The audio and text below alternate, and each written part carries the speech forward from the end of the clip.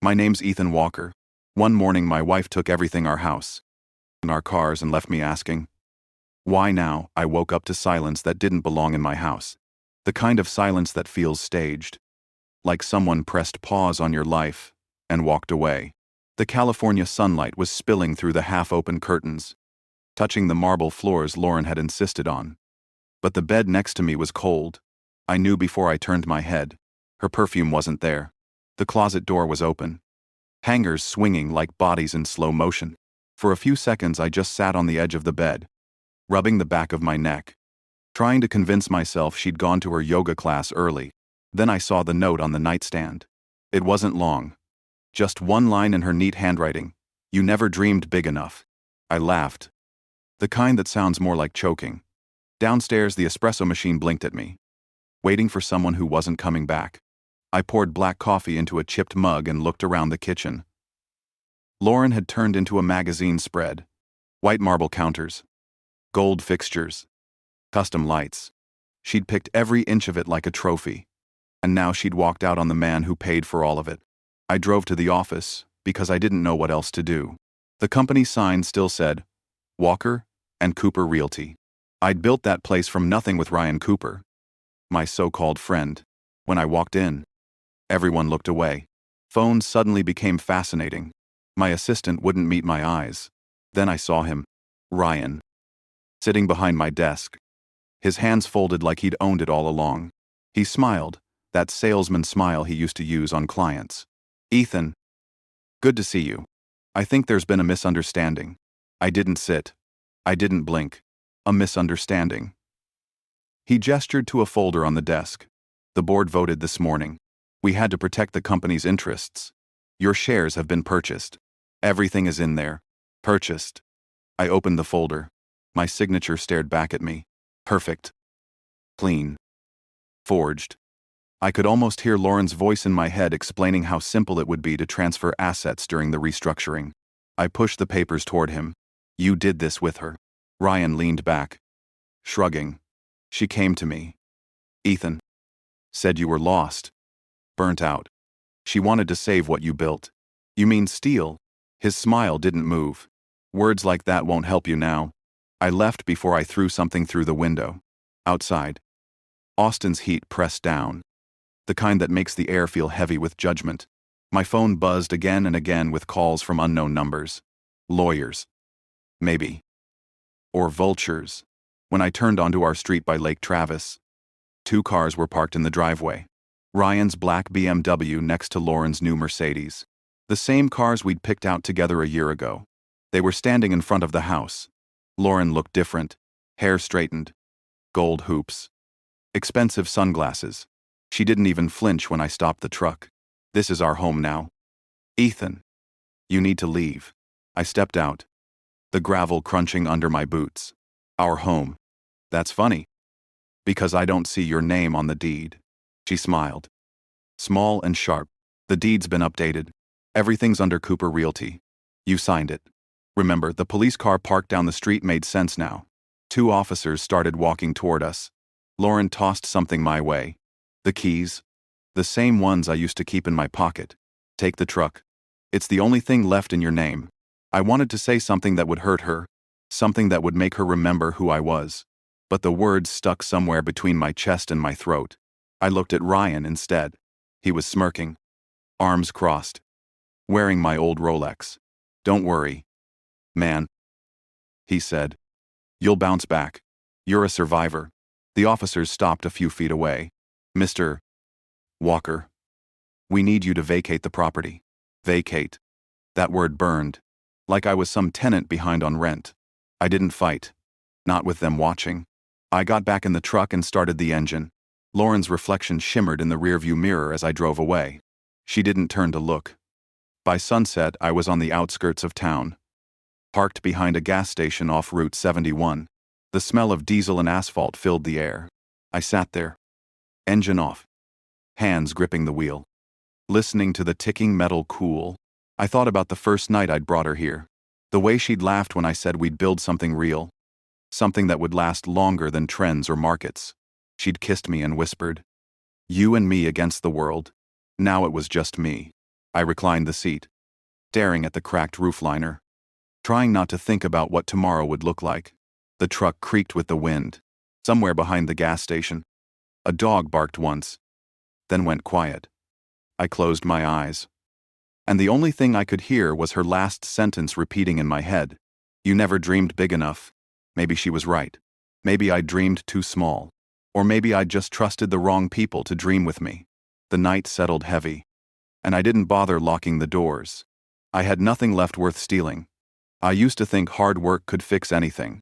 Back when I was 29, I left my parents' house in Dallas with a beat-up Ford, 2 suits, and a plan to prove I didn't need my father's money. Harold Walker was a man who measured life in numbers, not emotions. He built Walker National Bank from nothing, but he treated it like a fortress, not a family. I told him I was going to start something of my own, something real, something that would make him proud without his name stamped on it. He just said, "You'll learn the hard way, son," and walked back inside. The hard way turned out to be a decade of late nights, cold coffee, and calls that never stopped. I started with a one-room office near downtown Austin, selling homes nobody wanted in neighborhoods people forgot existed. I talked fast, worked harder, and outlasted everyone. Within 5 years, I had 20 employees, a company name on the door, and a reputation that meant something. That was when Ryan Cooper walked in. He was all charm and easy smiles, wearing suits that fit too well for someone who claimed to be broke. He said he had connections, that he could bring in clients I couldn't reach. I needed growth, and he needed someone willing to do the work. For a while, it was a good match, and then there was Lauren. I met her at a charity auction one September evening. She was organizing the event. All soft laughter and polished confidence, a kind of glow that made the room look smaller. She told me she'd studied interior design but quit because she hated taking orders. I liked that. I liked that she wasn't impressed by me either. When I told her I sold houses, she smirked and said, "Then sell me one." A year later, she was living in it. The house by Lake Travis was small back then, just a 2-bedroom with a patio overlooking the water. We painted it ourselves, fought over curtain colors, burned dinner more than once. She'd fall asleep on the couch while I finished work at the kitchen table. Those were the good years, the kind that trick you into thinking you've made it. When the business started taking off, I promised her I'd slow down, but money has a way of whispering louder than promises. I told myself I was working for us, that every sale, every new contract, was another brick in the foundation of our future. What I didn't see was how she was drifting. She started redesigning the house, tearing out walls, replacing everything with things she said would impress clients. The kitchen, the floors, even the front door had to match a mood board she'd made. When I hesitated about the cost, she laughed. "You have to spend money to make money." Ryan says that all the time. Ryan was around more often too. He'd stop by for dinner, always bringing wine, always talking business. I didn't see the way they looked at each other. Or maybe I did, and I just didn't want to believe it. One night, after another 12-hour day, I came home to find them sitting on the patio, wine glasses half full, laughing about something I didn't understand. Lauren turned to me and said, "You work too much. You're missing everything." I wanted to tell her I was doing it for her, for us. Instead, I said, "Someone has to keep the lights on." She just stared at me like she didn't recognize the man standing there.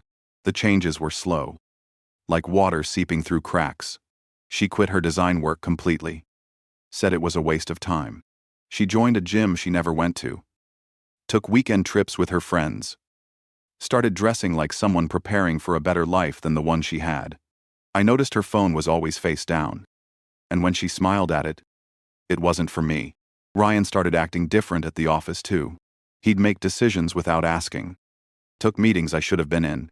When I called him on it, he brushed me off. "Relax, partner. We're on the same team." But it didn't feel like that anymore. It felt like something was being built behind my back, brick by brick, and I was too busy working to see it. Christmas that year was the last time we looked like a real couple. We hosted the company party at our house. Lauren wore a red dress that made everyone stop talking when she walked in. Ryan couldn't take his eyes off her. I remember thinking, he's crossing a line, but she laughed, touched his arm, and the thought died in my throat. Later that night, after the guests were gone, I told her I didn't like how close she was getting to him. She poured herself another drink and said, "You're paranoid. Maybe if you were more interesting, I wouldn't need to talk to someone else." That hit harder than I let her see. I went upstairs, lay in bed, and stared at the ceiling until dawn. The next morning, I told myself I'd fix it by working harder. I threw everything into landing a new deal with a developer in Houston. Ryan offered to help. Said he'd take care of the investors while I handled the logistics. I didn't know he was setting me up, planting the seeds for the fall that would come later. Looking back, there were signs everywhere. The late-night texts. The way Lauren dressed for his meetings. The nights she said she was with her book club but came home smelling like his cologne. I wasn't stupid. I was just tired of fighting. There was a Sunday afternoon when we drove past my father's old bank building in Dallas. It had been renovated since he retired. All glass and steel now. But I still felt that weight in my chest. Lauren looked out the window and said, "Must be nice, having a father who can bail you out if you fail." I said nothing. She smirked, turned up the music, and said, "Ryan says he never wants to owe anyone anything. Ryan says." That phrase had become a part of our life. He was in every sentence, every plan, every conversation about the future. I just didn't know he'd already written me out of it. When the paperwork started showing up for me to sign, I didn't read the fine print. Lauren handled the financial side. She said it made her feel useful. I was exhausted and grateful she wanted to help. Every signature was another rope tying the noose around my own neck. By the time I realized it, it was too late. It's strange how betrayal doesn't explode all at once. It creeps in quietly. 1,000 small compromises disguised as trust. I told myself she'd come around. I told myself Ryan was just a phase in our business. I told myself a lot of things that weren't true. The truth was simpler. I'd built an empire on loyalty, and both of them had been digging tunnels underneath it the whole time. When I think about those years now, it doesn't feel like failure. It feels like blindness, like I was standing in sunlight, convinced I could see, while the shadows were already swallowing everything behind me. If I'd paid attention then, maybe I could have stopped what came next. But back then, I still believed I was in control. I still thought hard work could fix anything. It all started unraveling faster than I could catch it. 3 months after that Christmas party, the company started slipping away from me one signature, one silent betrayal at a time. The first sign was when payroll bounced. I called the bank, and they said the accounts were frozen pending ownership verification. I thought it was some clerical mistake. It wasn't. By the time I got to the office, my keycard didn't work. The front desk girl, who used to greet me with a smile, wouldn't look at me. She just said softly that Ryan wanted to see me upstairs. I remember thinking how surreal it felt walking through a place I'd built, knowing something had shifted so completely I couldn't recognize it anymore. Ryan was behind my old desk again, his jacket off, sleeves rolled up like he'd been the one running the place all along. Lauren was there too, sitting in the corner chair like she belonged there. Her hair was pulled back. Calm. Perfect. I didn't even get a hello. He handed me an envelope. Inside was a termination notice, effective immediately. I read it twice before I could even form words. "You can't fire me. I own half this company." Ryan leaned back in the chair. "Not anymore. You sold your shares 6 months ago." My stomach dropped. The documents he showed me had my signature. Neat and flawless. I knew I hadn't signed anything like that. He smiled. The kind of smile people use when they've already won. I turned to Lauren. She wouldn't meet my eyes. When she finally spoke, her voice was steady. "We're done. Ethan, you were dragging us down. Ryan has a plan to take the business national. You were in the way. Us." That one word hit harder than anything else in the room. By noon, my email access was gone. My phone shut off. The car lease, the company card, all canceled. It was like my name had been erased. I spent the next few weeks trying to fight it. I called lawyers, but nobody wanted to touch a case that involved forged signatures without proof. Every attorney said the same thing.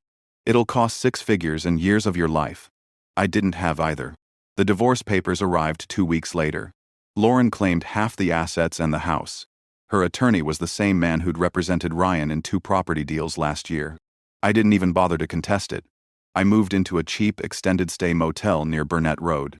The first night I sat on the edge of the bed staring at the beige wallpaper, listening to the hum of the air conditioner, and thought, so this is what losing everything sounds like. After 2 months, the credit cards maxed out.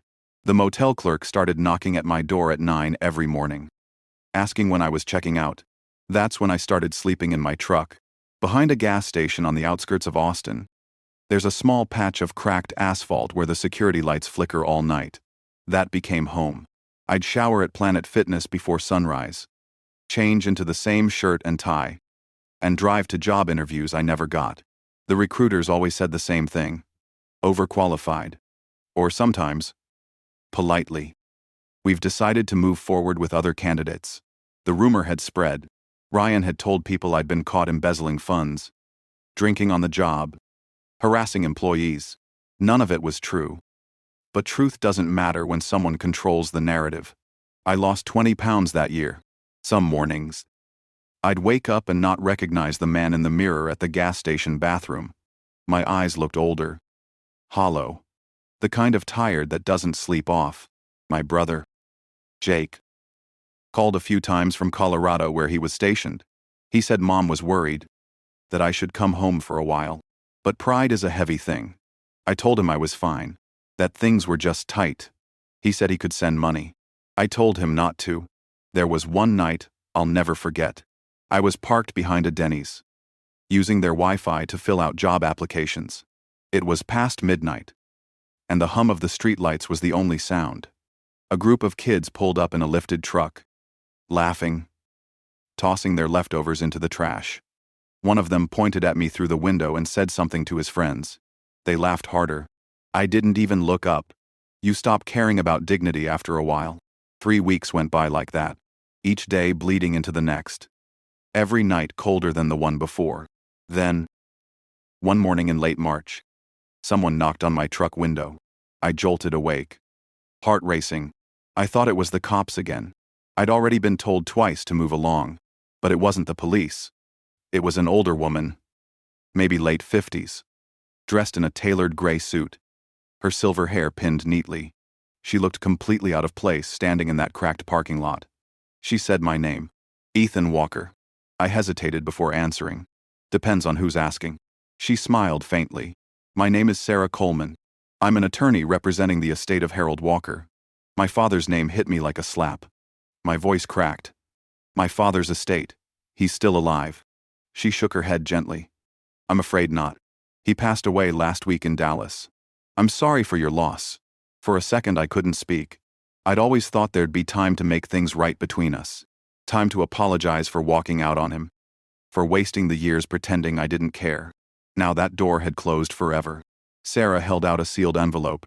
Inside was my name written in my father's handwriting. I recognized it instantly. Sturdy. Deliberate. The way he used to sign my birthday cards when I was a kid. She said quietly, "Your father left you something." I laughed without humor. "Lady, I don't even have a house key anymore. Whatever this is, you've got the wrong guy." She opened her briefcase and showed me documents stamped with the Walker National Bank seal. I caught phrases like asset transfer, primary beneficiary, and controlling interest. Your father named you the sole heir to his holdings, including the bank and several trusts. It didn't make sense. My father had spent his whole life telling me to earn things on my own. He never once offered help. Not even when I was drowning. Why would he leave it to me? I asked. Sarah hesitated before answering. He wrote that you needed to understand what power really is before you could use it. He also mentioned something about unfinished business. The words hung between us. I stared at the paperwork in my lap, at the embossed seal that carried my family's name. Somewhere in those pages was a fortune. But more than that, it was a lifeline I hadn't expected. Sarah handed me a card. When you're ready, come to my office in Austin. We have a lot to discuss. She walked away, her heels clicking against the pavement until she disappeared into a black sedan waiting at the corner. For a long time, I just sat there, watching the sunrise spread over the parking lot. The air smelled like gasoline and burnt coffee. And for the first time in months, I felt something other than despair. It wasn't hope exactly. It was something colder, sharper. A feeling that maybe, just maybe, the people who thought they'd buried me were about to learn what it felt like to be uncovered. The next morning I drove into downtown Austin with the envelope sitting on the passenger seat like it was radioactive. I hadn't slept. My father's handwriting kept looping through my mind. The steady, deliberate strokes that always looked like he was signing a contract with fate. I didn't know what I was walking into, but I couldn't ignore it. Sarah Coleman's office was tucked inside a renovated brick building on Congress Avenue. The kind of place where even the coffee smelled expensive. Her assistant offered me water, called me Mr. Walker, and I almost laughed. Nobody had called me that in months. When Sarah came out, she looked the same as the night before.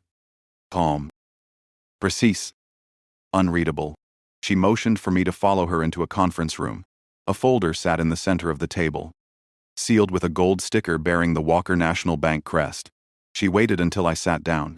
Your father was a meticulous man, Ethan. Everything he did had a reason. I nodded, though my throat was tight. He was also a man who could go years without saying what he meant. Sarah smiled faintly. That's true. She slid the folder toward me. Inside was a notarized letter and several documents. The letter was dated 2 weeks before his death. I unfolded it slowly, my hands shaking just enough to embarrass me. Ethan, it began. I know you'll be angry reading this, but I hope by now you understand that pride can feed a man's ambition, or it can starve him. I have watched you fall and get back up more times than you know. You wanted to build something of your own. And you did. You built a life from nothing. And even though it crumbled, I never stopped believing in you. The letter went on about integrity and patience, about how some lessons could only be learned through loss, but one line froze me. You are now the majority shareholder of Walker National Bank and its primary subsidiaries. Protect what is yours. But more importantly, understand what it cost me to build it. I read it twice, then looked at Sarah. This can't be real. It's real, she said. Your father held his personal assets in a trust. Upon his death, they transferred directly to you. She opened another folder, showing me pages stamped and signed by lawyers I didn't know, but recognized as legitimate. Bank statements, investment portfolios, property titles.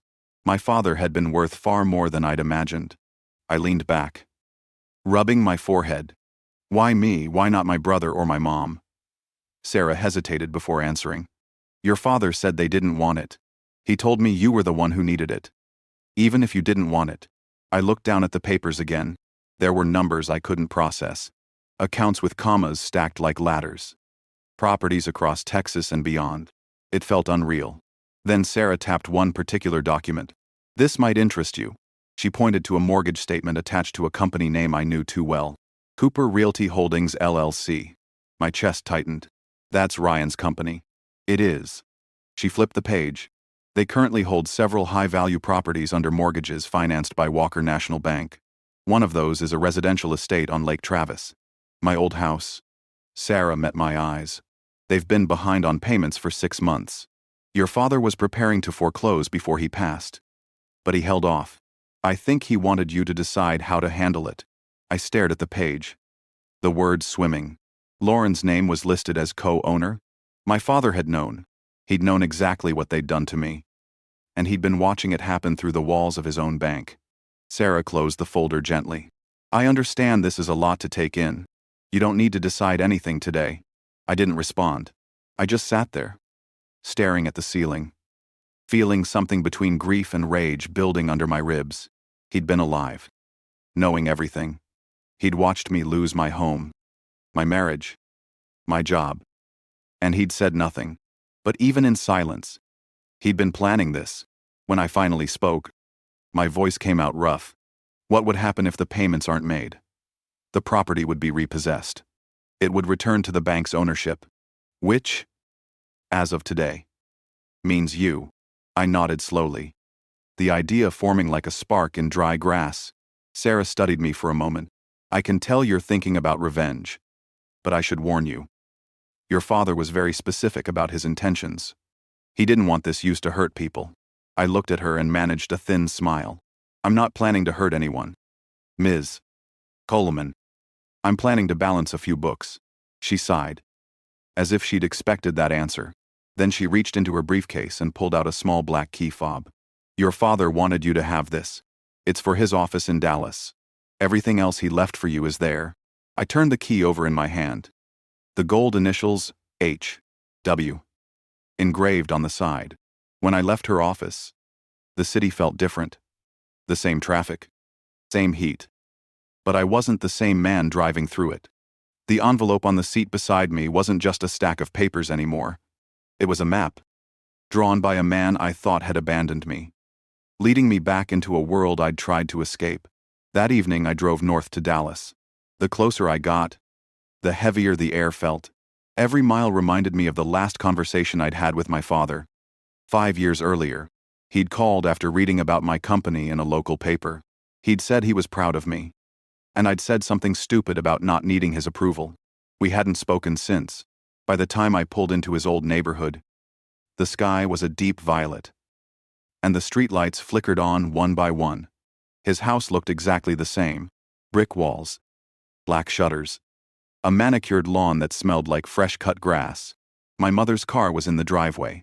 She opened the door before I could knock. Ethan, she said softly, her voice tired. I didn't expect you this soon. We sat at the kitchen table, the same one I'd eaten breakfast at every day growing up. She made coffee without asking. Like she knew I wouldn't say no. He kept everything organized, she said, sliding a small metal box toward me. Inside were keys, flash drives, and old envelopes. He talked about you a lot these past few years. He was proud. Even when you wouldn't call. I swallowed hard. He didn't have to be proud of me. She smiled sadly. He did it anyway. Later that night, after she'd gone to bed, I unlocked his study. The air smelled faintly of cedar and old paper. The walls were lined with books and framed photos. One caught my attention. Me and him, standing in front of the bank when I was a kid, my hand clutching his. The glass was cracked down the middle. I turned on the desk lamp and found a manila envelope labeled Ethan in his handwriting. Inside was a single sentence written on heavy paper.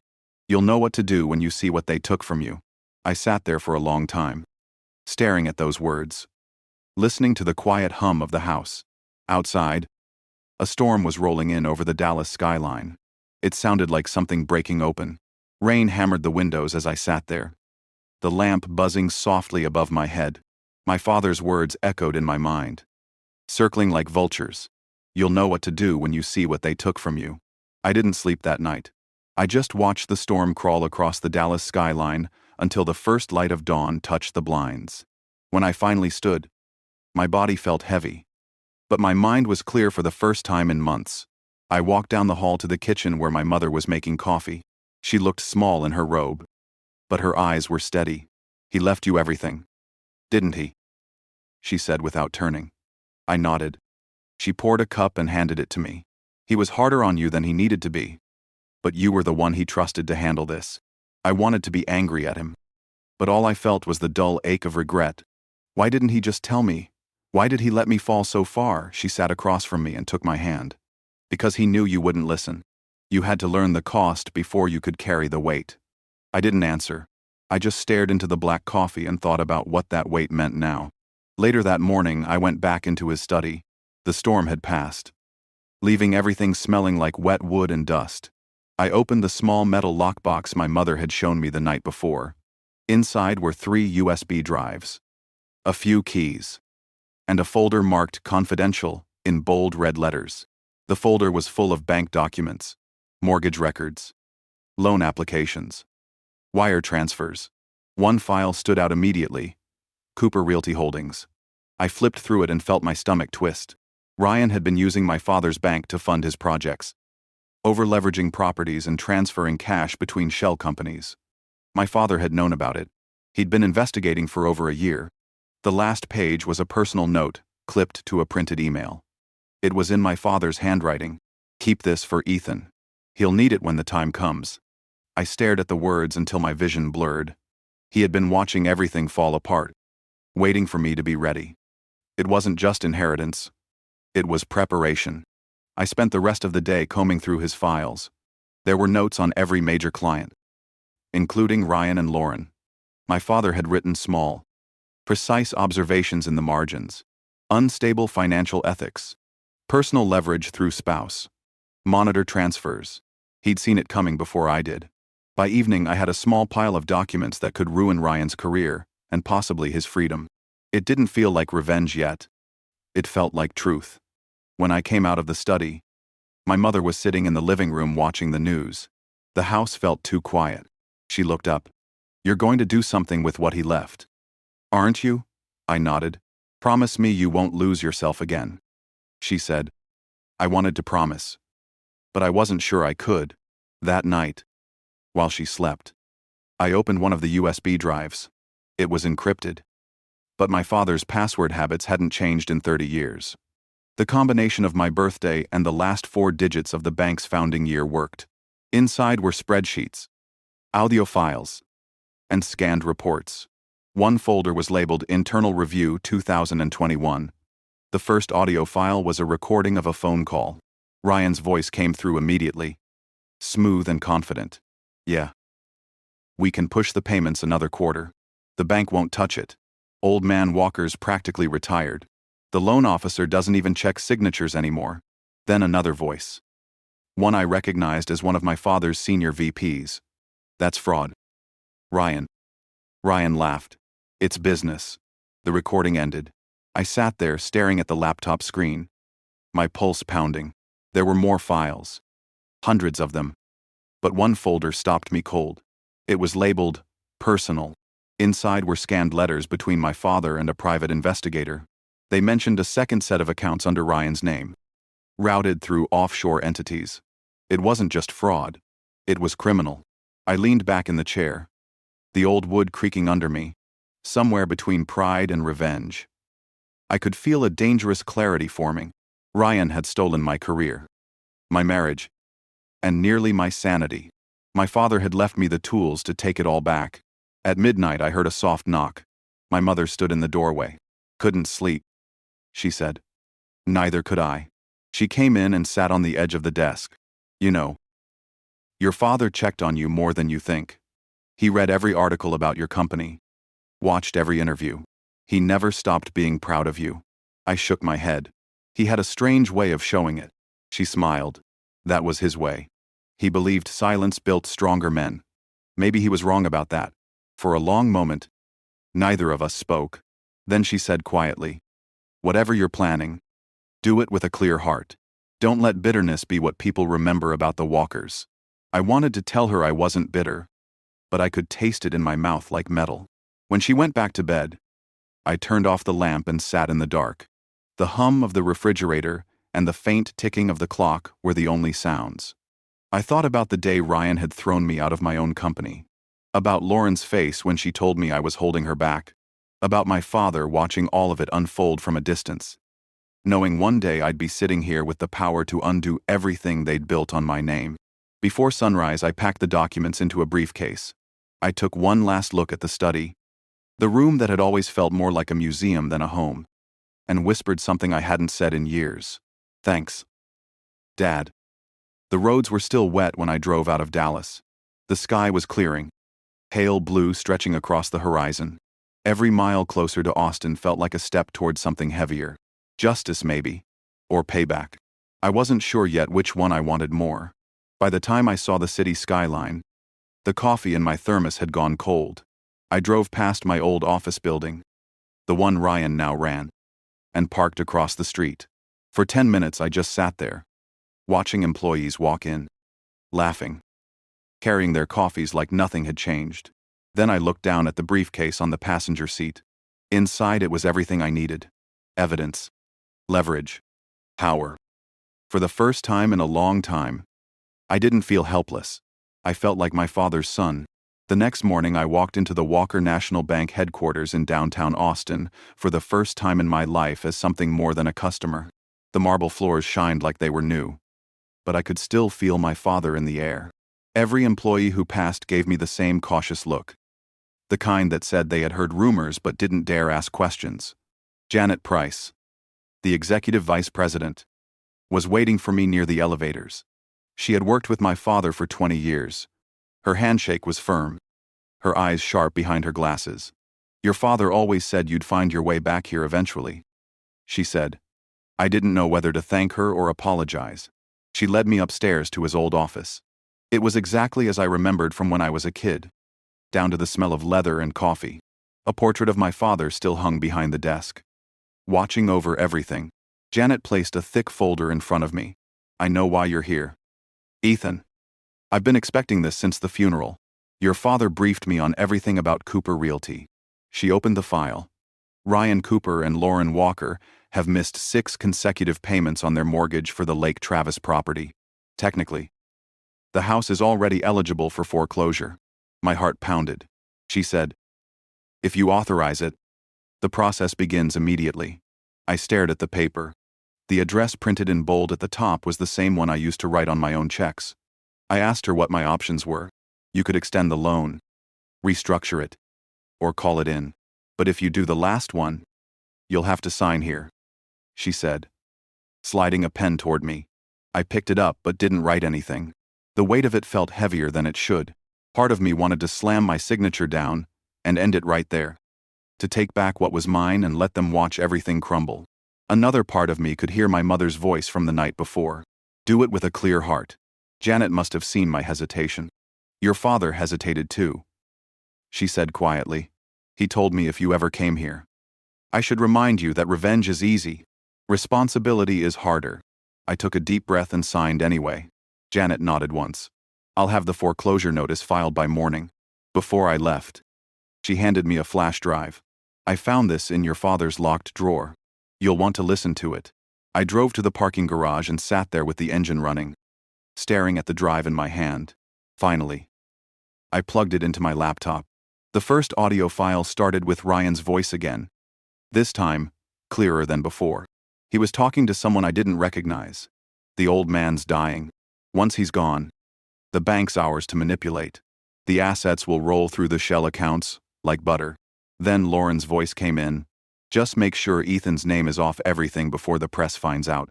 I slammed the laptop shut so hard the sound echoed in the car.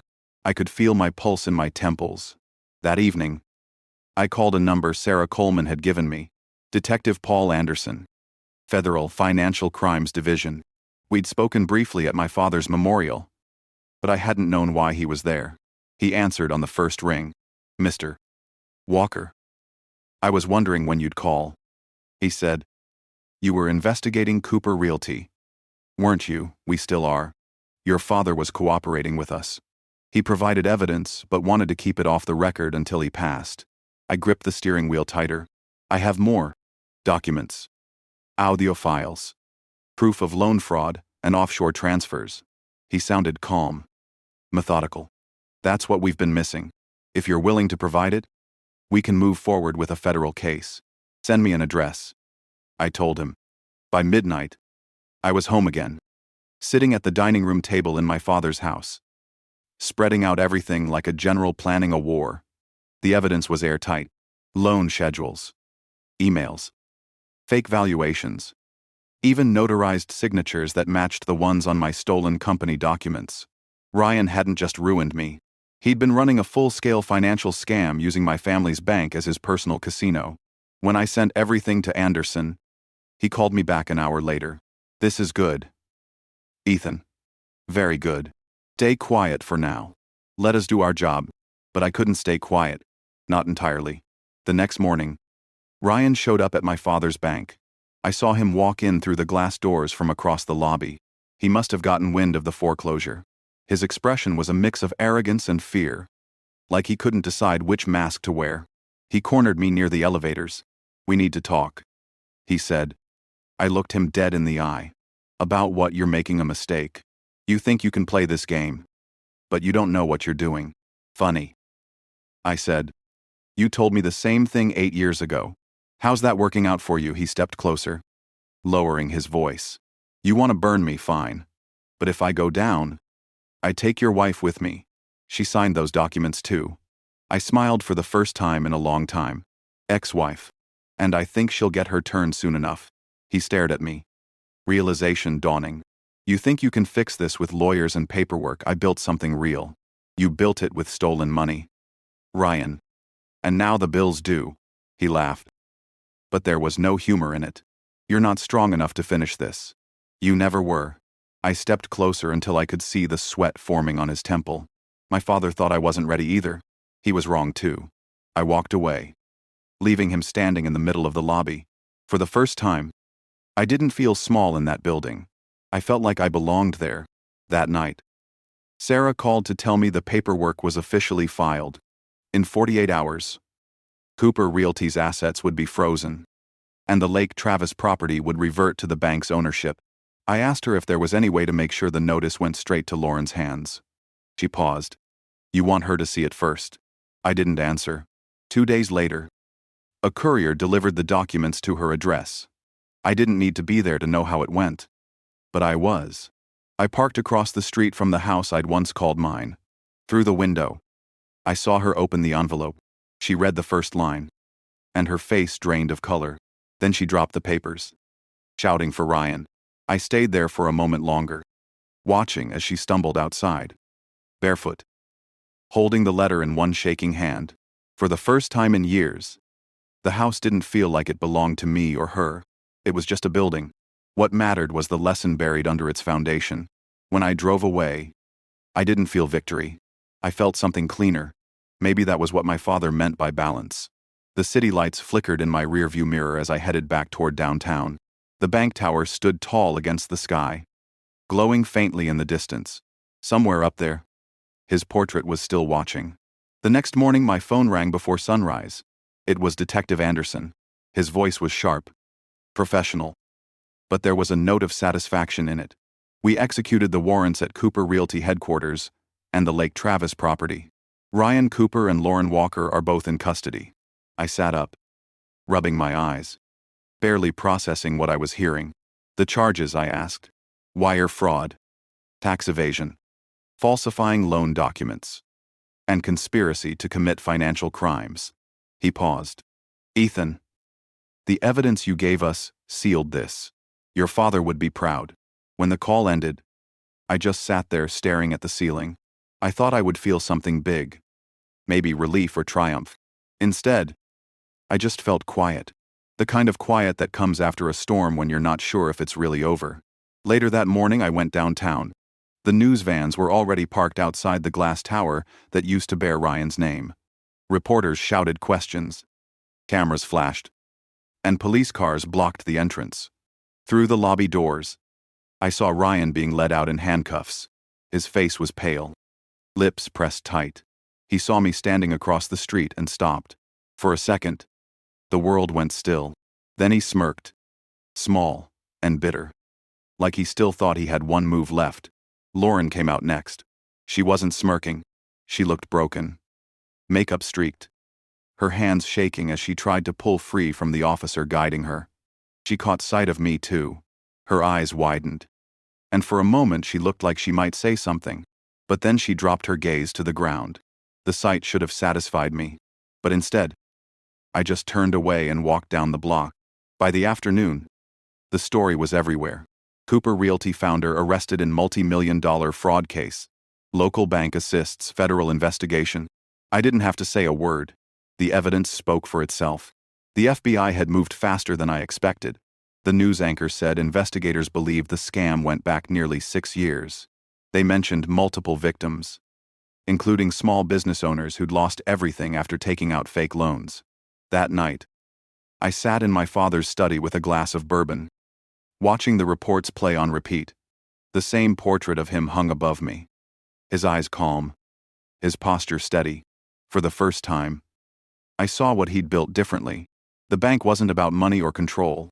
It was about order, balance. Every transaction, every policy, was designed to keep chaos at bay. And now it was mine to protect. A knock broke the silence. I expected my mother, but it was Sarah Coleman. She stepped inside, brushing rain from her jacket. I thought I'd stop by before the reporters find your address. she said with a half smile. She sat down across from me. You did well, Ethan. Anderson said the federal prosecutor was impressed. The case will make headlines for weeks. I nodded, though part of me still couldn't believe it. It's strange, I said.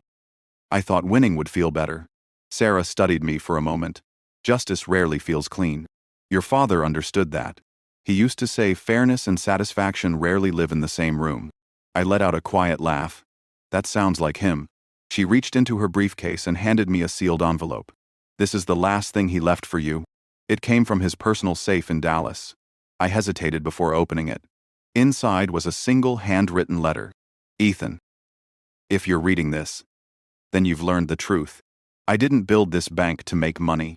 I built it to make sure the people I love could never be destroyed by men like Ryan Cooper.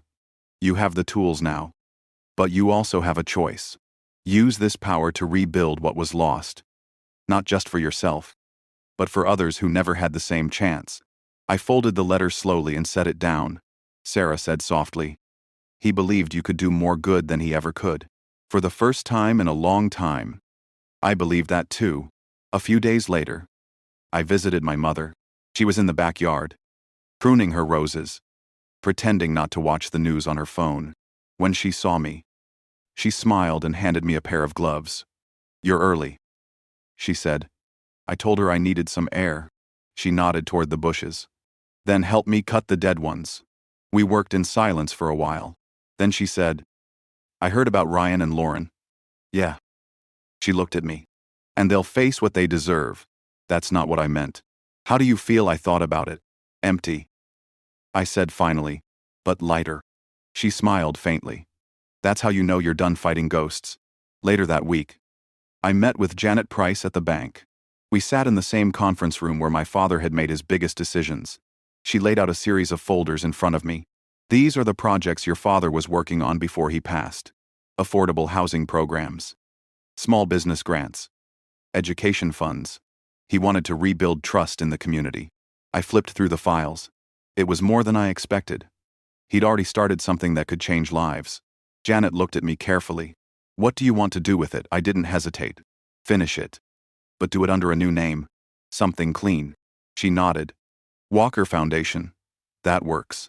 After she left, I stood by the window overlooking downtown Austin.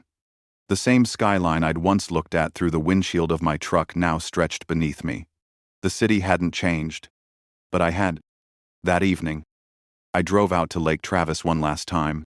The house was dark, empty, quiet. A foreclosure notice was taped to the door. The same door I had once built with my own hands. I walked through the front yard, the wind pushing against my jacket. For a moment, I saw flashes of the past. Lauren laughing on the patio, me grilling on summer nights, the smell of wine and new paint. It felt like a different life, one that didn't belong to me anymore. I stood there until the sun dipped behind the water, then turned and walked away without looking back. When I got home, I opened my father's letter again and read it one last time. It didn't feel like instructions anymore. It felt like permission. Outside, the city lights glowed against the dark sky. For the first time in years, I wasn't running from anything. I wasn't trying to prove myself to anyone. I was just standing still, exactly where I was meant to be. Tomorrow would come, and I'd face it head on.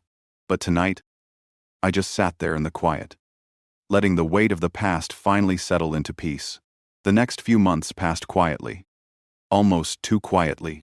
After everything that had happened, the stillness felt strange, like the world had taken a deep breath and was waiting to see what I'd do next. The Walker Foundation launched in late spring. And to my surprise, people believed in it. Maybe they believed in my father's name more than mine. But that was enough to get it started. We funded small businesses, repaired homes damaged by storms, and gave out scholarships in the neighborhoods where my father used to work as a young banker. For the first time, I felt like I was building something that didn't need to destroy anything else to exist. But even with the new work, some nights still brought the old ghosts. I'd wake up thinking about Lauren's voice, or Ryan's smirk when he told me I'd never be strong enough. Then I'd get up, make coffee, and remind myself that ghosts only stay if you feed them. In June, I got a call from Detective Anderson again. Ryan had taken a plea deal. 22 years in federal prison. No parole for the first 15. Lauren got 7 for her part in falsifying records and aiding fraud. When I hung up, I stared at the wall for a long time. I thought it would feel like closure. But it didn't. It just felt final. A week later, I got a letter from Lauren. It was forwarded through her attorney. The handwriting was careful. Familiar. The same loops and curves I'd once loved. Ethan, I'm not asking for forgiveness. I wouldn't deserve it even if you gave it. I don't know when things went so wrong. I wanted security. And I mistook Ryan's ambition for strength. Maybe I was scared you'd turn into your father. Cold and unreachable. I didn't realize you already had his integrity. And that's what I should have trusted. You were a good man. I hope one day you find peace. I folded the letter and slid it into a drawer. There was nothing else to say. That same afternoon, I went to the lake for the first time since the foreclosure. The house had been cleaned out and prepped for sale. But when I walked through it, it felt smaller than I remembered. Empty spaces have a way of shrinking what once seemed endless. The walls still smelled faintly of cedar and old paint. I walked through every room, touching the surfaces, letting memories rise and fade like echoes. When I got to the backyard, the sun was setting over the water. The same view that used to feel like a promise now looked like a reminder. I stood there until the light bled out of the sky. Then I locked the door behind me for the last time. By July, the Walker Foundation had grown faster than I could keep up with. Janet handled operations while I focused on outreach. I met with community leaders, teachers, and small-town mayors who still remembered my father as the man who gave them their first loan. Every handshake, every thank you, felt like rewriting a piece of my own history. One afternoon, after a long day of meetings, I sat in my office overlooking downtown Austin. The air was thick with the sound of construction and traffic below. On my desk was a photograph of my father and me from years ago. I had found it while cleaning out his things. We were standing in front of his first bank branch. He had his arm around me, both of us smiling. Janet knocked on the door and stepped in. "You look like a man thinking about the past," she said. "Maybe. I'm just trying to figure out what comes next." She smiled. "Maybe stop trying to fix everything at once. Let some things stay broken."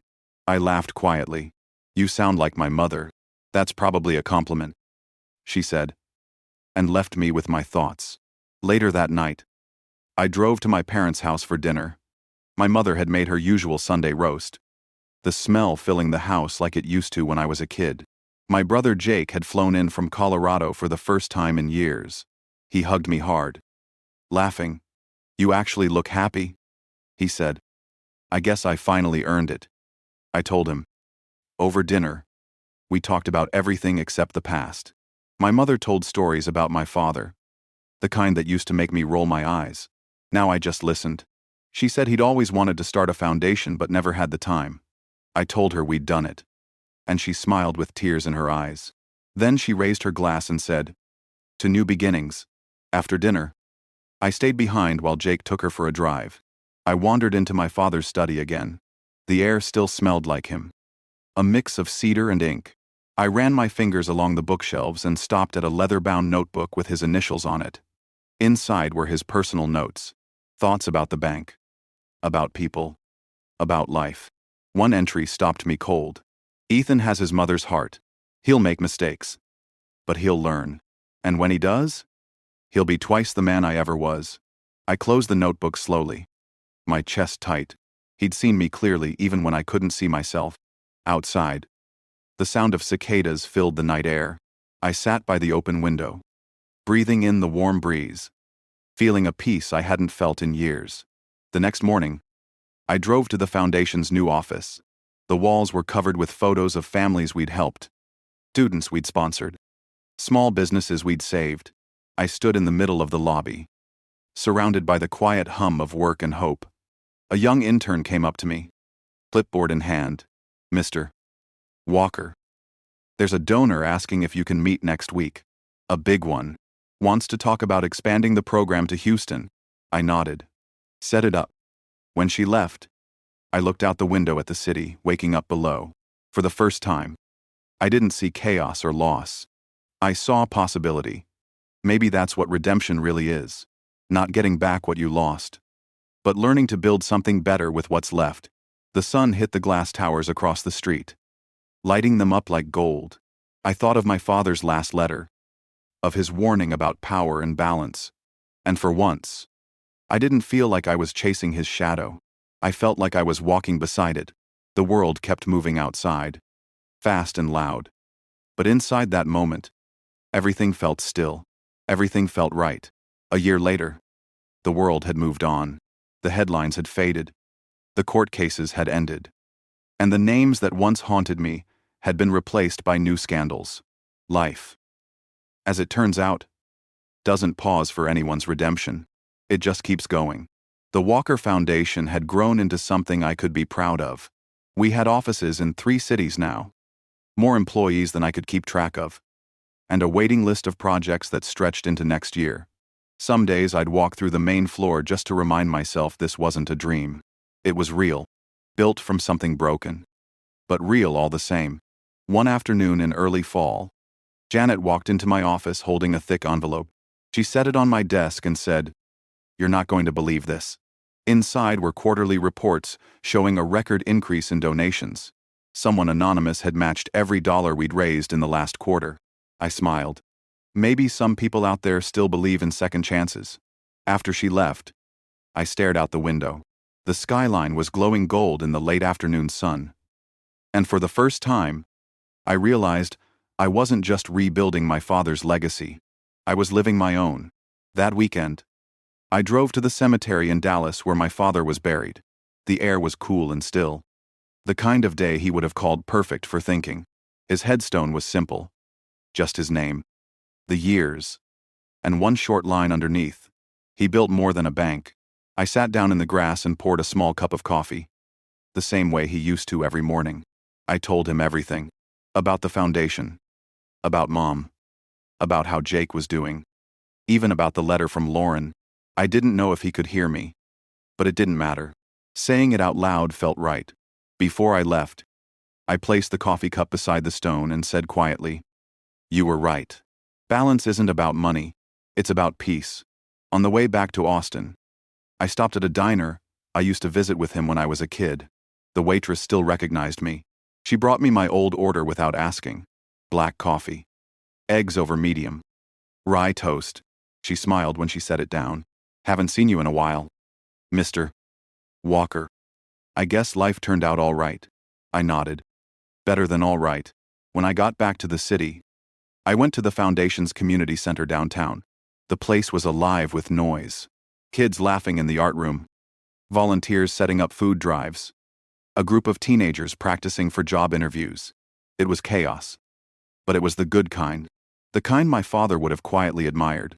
As I walked through the halls, one of the boys stopped me. He couldn't have been more than 16. He said he wanted to thank me for helping him get his first job. I told him he didn't owe me anything. He said, "My mom says you're the reason she believes good people still exist." Then he shook my hand, firm and proud, and ran back to his friends. I stood there for a moment, watching him go, realizing that was the first time anyone had said something like that to me since all of this began. It felt better than any courtroom victory or newspaper headline ever could. That night, I went home to a quiet house.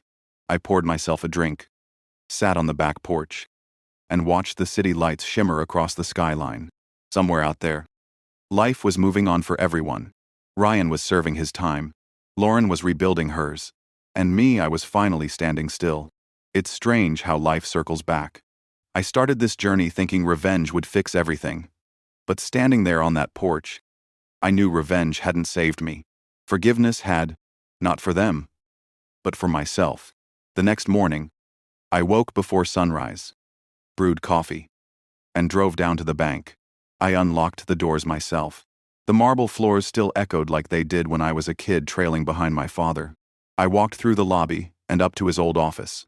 The portrait was still there, but now it didn't feel like it was watching me. It felt like it was resting. I opened the blinds, letting the morning light spill across the room, and sat at the desk, the same desk where he'd signed contracts and written letters that changed people's lives. For a long time, I just sat there in the quiet, breathing in the scent of old wood and coffee. When Janet came in later, she looked at me and smiled. "You're early," she said. I told her I was just catching up with an old friend. Before she left, she turned back and said, "Ethan, you know, people are starting to call this the Walker era again." I laughed. "Let's hope this one's better than the last." That evening, I stood outside the building, watching people pass by. Nobody recognized me, and that was fine. I didn't need recognition anymore. The work spoke for itself.